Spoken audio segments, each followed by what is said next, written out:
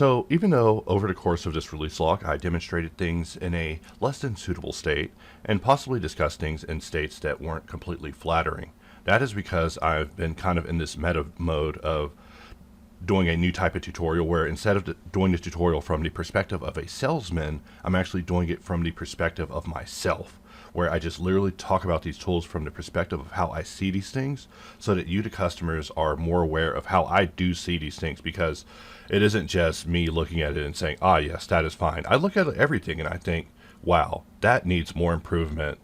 But I'm also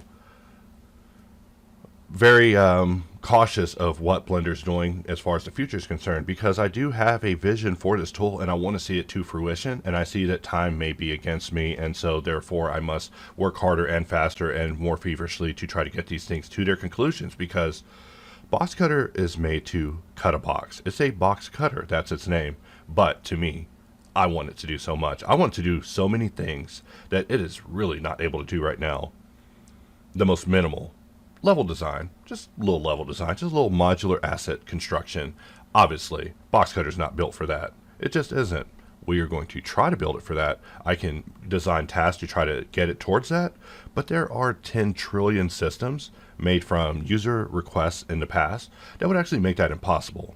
My goal is never to turn myself into an exploded tool suite of incomprehensible products that the user is unable to tell where they begin and end, because that is the nightmare of everyone. You end up creating a sales funnel that no one's able to navigate through. And so I feel that HardOps is a toolkit able to solve problems when it comes to hard surface modeling and also general workflow when it comes to helper and assigning materials and the mirror. You know, to me, the core of HardOps is the mirror gizmo.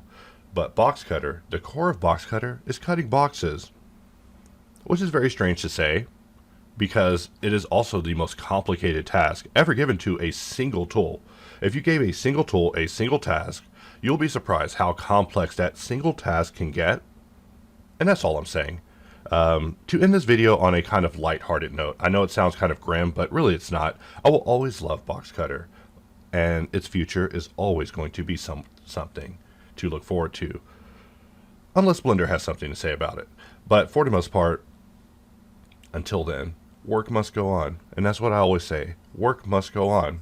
My goal is to really just continue working on this until it reaches that final level where Boxcutter is both perfectly fast, capable in every scenario, and does the best job ever of cutting a box without anyone having to read a manual or even understand anything that I'm saying in this release log. Like, really, Boxcutter should be more educational to the user. So we are designing some tasks right now in terms of basically educating and conveyance, like new systems for displaying tooltips and conveying information has come up.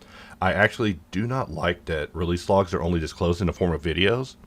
Personally, I would like you to scroll through release logs inside of Blender through a button that pops up in an intuitive system. Obviously, if it's me, I'm going to want an intuitive system that's fun to use, that's cool and functional and stylish. That's me. I will always be that level of complex, the level of complex that will want style in addition to function. You know, I'm never saying I want style over function. No, I want them both. I want style and function. I want function and I want to look good while doing it. And that's the purpose of Boxcutter. Boxcutter's purpose is to cut a box, but also to look good while doing it. And so over the course of this release log, I demonstrated things from years back, and it really showed how our struggles with Blender and Boxcutter have really gotten more compressed over this recent period of time. But it still gives me hope to the future, because eventually Blender will be done. They'll be done with what they're doing, and then we will pick up the pieces and get back to work, because when we started, everything was in a pretty stable place. But when we got to work making Boxcutter and HardOps, Blender also got to work with whatever they decided they were going to do. They started changing the Boolean modifier, they started changing around the bevel, they started changing around the mirror, they started adding weld. So many things have been added to Blender since we began that it's completely changed the section that we started from. What we started from was so small, and now I feel that Blender is truly beginning to take hard surface seriously. So even if we got erased, right clicking and adding an auto smooth, that's like a tombstone to me, because that's all I ever wanted in Blender, was for auto smooth to be treated a little more importantly. Unfortunately, we got it in the form of a monkey paw, where now auto smooth is a modifier. That's the most important thing you can get, is a modifier, because you always have to be aware of your modifiers. But enough ranting. I apologize for going on and on. This is the part where I would talk about Insolve and how Insolve is this thing that's going to be helping with topology, but I'll spare you on sales pitching, and I will just end the video here. And I thank you all for watching. If you watched this all the way through, stop that. Stop doing that. You know, Boogie is out there apologizing for the 800th time. What are you watching me for? Get out of here. But if you are truly watching me because you're a fan and you just miss me or whatever, like, these words are very kind. I sometimes get so inundated with the negativity of disappointment and disappointing people that I forget about the people who are actually very happy. And I can't get tied up in the people who are very happy, because then I ignore the people who are not very happy. So it's a balance. Here I am ranting again. I will just end this video, and I thank you all for watching. And I'll see you next time, because there's always a next time, isn't there?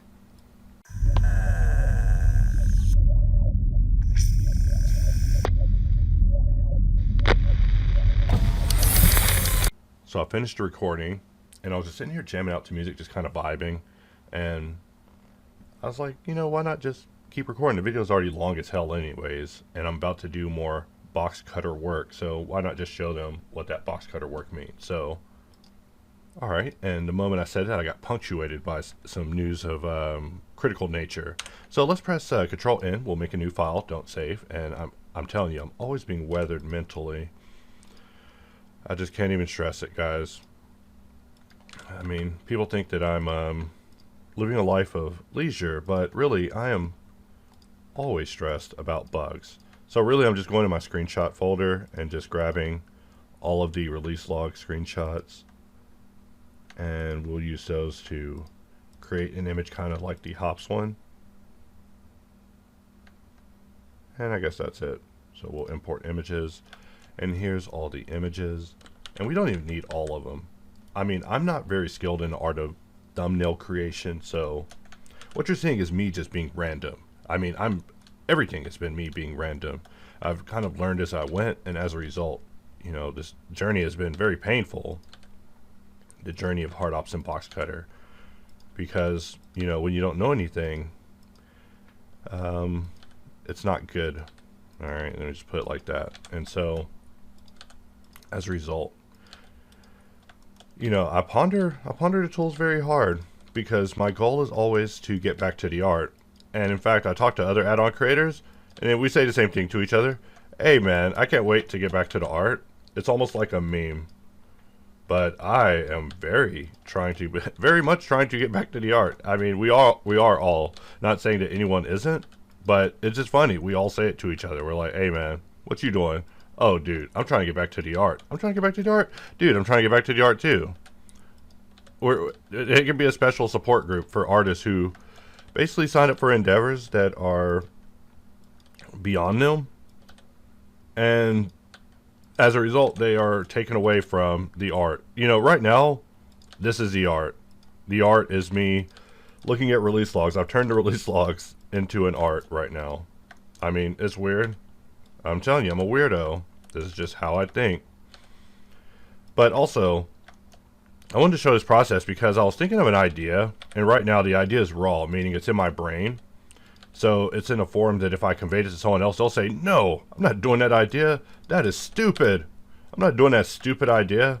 So I have to figure it out in a way where I can pitch it, and they say, oh dude, that's easy. I could have done that yesterday. Why don't you say it yesterday? That's how you got to pitch an idea. So you got to, this tool has been a art in me learning how to refine my own conveyance of ideas, because I can convey an idea very strongly that I believe in, and then the other party will be like, you know, that's very dumb, and I don't want to have anything to do with that.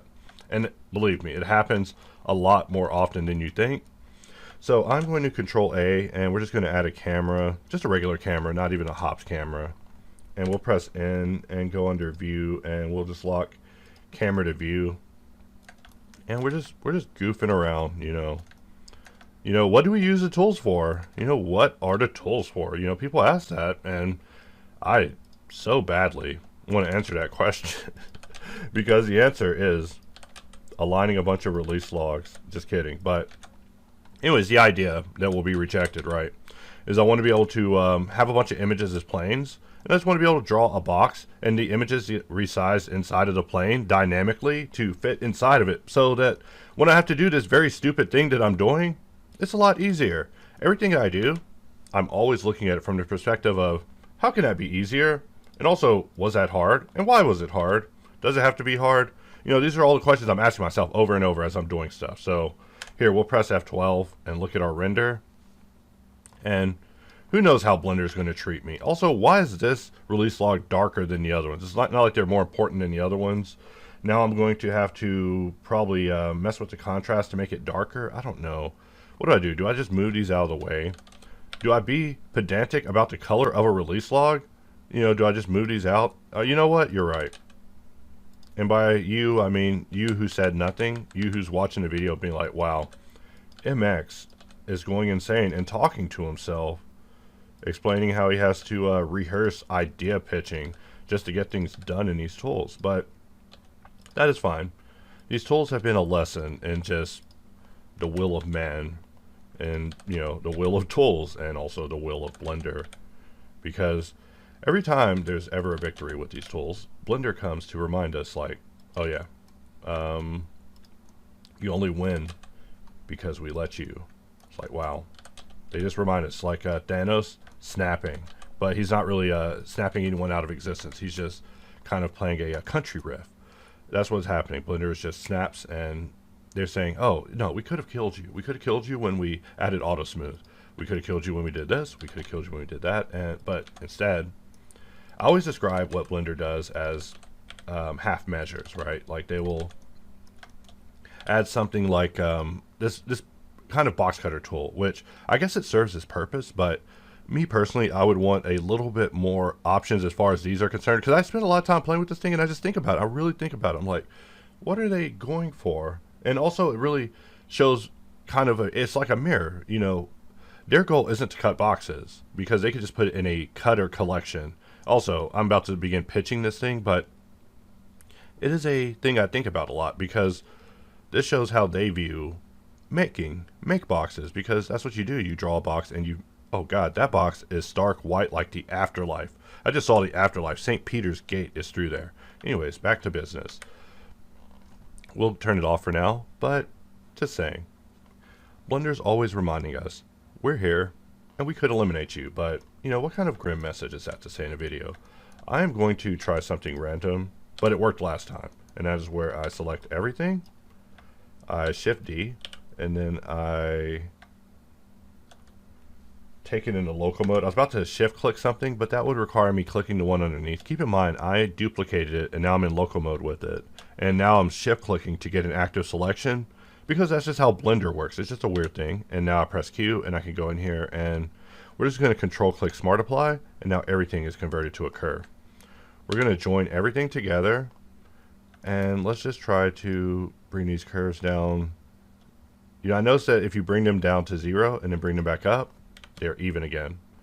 And really, all we're doing is creating a emissive border, just so it's not so boring. You know, glare is the savior of everything. I'm not even a good artist. I'm a hack, but little glare, no care. You know, don't tell anybody. But we got to put it as emissive. If it's not emissive, it ain't gonna glow. So, you know, we maybe give it 8. 8's a little dramatic. We'll give it 2. But I figured it'd just be funny to end the video with just something a little more random, because I sounded so grim, and I'm really not. I have nothing but hope and love for these tools. Like, I love them, but I do spend an inordinate amount of time thinking about them, and it causes me real life problems, like serious real life problems, because of my inability to pull myself away. Like, these tools have kind of shown me that I am a mental mess, and that you guys indulging me with tool obsession is possibly unhealthy. But also, it has resulted in some of the finest tools. In fact, I did a bunch of songs about it, just goofing off about the finest tools ever made, created in heaven, blah, blah. I mean, not trying to say that's my ego or anything, but just being funny. And the songs were quite hilarious. I mean, you know, when it comes to Boxcutter is all about the purple. I mean, even though Inset is a son of a gun. Inset is such a son of a gun. It just is. It's a son of a gun. Son of a. I was about to make a bunch of gun jokes, but my producer's telling me no jokes about that. Zero. He won't tolerate it. He will walk. So now we have our border, but you know, if we're going to be complete hacks, right, we got to have that depth of field, right? Depth of field is where it's at. So let's Shift A, add ourselves a empty, and we will just adjust what we're doing.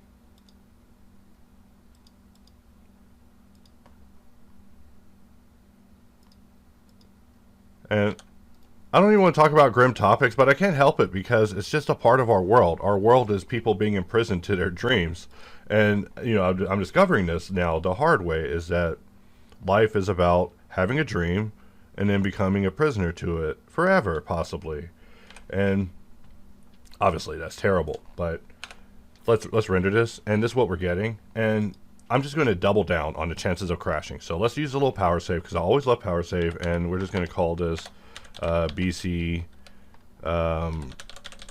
release log wash. And this is how power save ends up with so many random files. There's so many files that just are not worth power saving. And in fact, that wasn't even supposed to show up in a bug state. I'm embarrassed by that. So continuing on, we're going to jump over to the compositor, and we'll use the nodes and pretend like that did not happen. You know, all sorts of accidental reveals.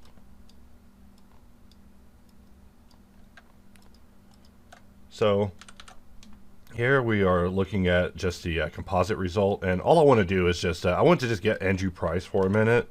You know, when in doubt, Andrew Price. You know, remember Andrew Price? Just kidding. So I was about to do his accent, but that I'll definitely be causing offense. So we will just avoid all of that. And I feel like Blender is changing in some of these settings, because I used to do certain things like 1,000,000 times, and it's like 1,000,001. It's just a little bit weirder. I mean, maybe I'm just getting old, which is also a thing. Like, I mean, believe me, I spend all my time now in fear of age. Like, I never realized how much I've aged over the course of this project. Never thought that. Like, you know, I started off beautiful, guys. I mean, not really beautiful, but, you know, I could look at myself in the mirror. Nowadays, I'm like, oh my God, I need a filter on this mirror. So let's bring over our image, and, you know, if we're going to do anything to it, let's hit it with an RGB curve. We didn't even do this to the original one. I'm just giving this one a little extra because we're being fancy. But I mean, if you're going to go into compositor, you always got to hit it with the RGB curve. You know, just a little S will always do you good. I mean, I kind of want the glare to be a little bit more extreme. In fact, let's Alt V just to really zoom in. And, you know, subtle is where it's at. Me, I always take it to a level called too much, and then I divide it by half because I don't know what I'm doing, and then divide that by half because I don't know what I'm doing. And I don't know, it's just an expansion on a piece of advice I received a long time ago that I still live with. Just like someone telling me, you don't know color, just use one color and everything else is a shade of gray, or just use only shades of gray. That's what they told me, and they sounded so sincere in it. I just took it as truth. I mean, I don't know, maybe I am permitted to use color now, but I do find myself defaulting to one color, because who knows, I don't know what I'm looking at with color. I just see colors, and we're just darkening the edges, and really that's it. Just the most basic compositing tutorial ever. Not really trying to knock it out the park or anything. I mean, really, if we're able to get through this compositing tree without it crashing, the compositor is going nuts too. That's what I mean. Blender is in a very strange place right now. Like, Blender's evolving, but some of the evolutions aren't complete on the other side. And that's the part that makes us frustrated, because we had so many ideas, and those ideas are being cut off without replacements. And here I am ranting again. Let's go back to our viewport, and this is what we're looking at. So let's see what it looks like if we have the glare just really out there. I know I'm using old school Eevee, and you're like, what the hell? There's a new Eevee. Why are you not using that? It's because I'm a scared. Radius. Oh, it's the intensity. Oh, wow. Alright. Claire's like, hold my beer. I got you, bud. And we're just looking at our final render result. And that will do.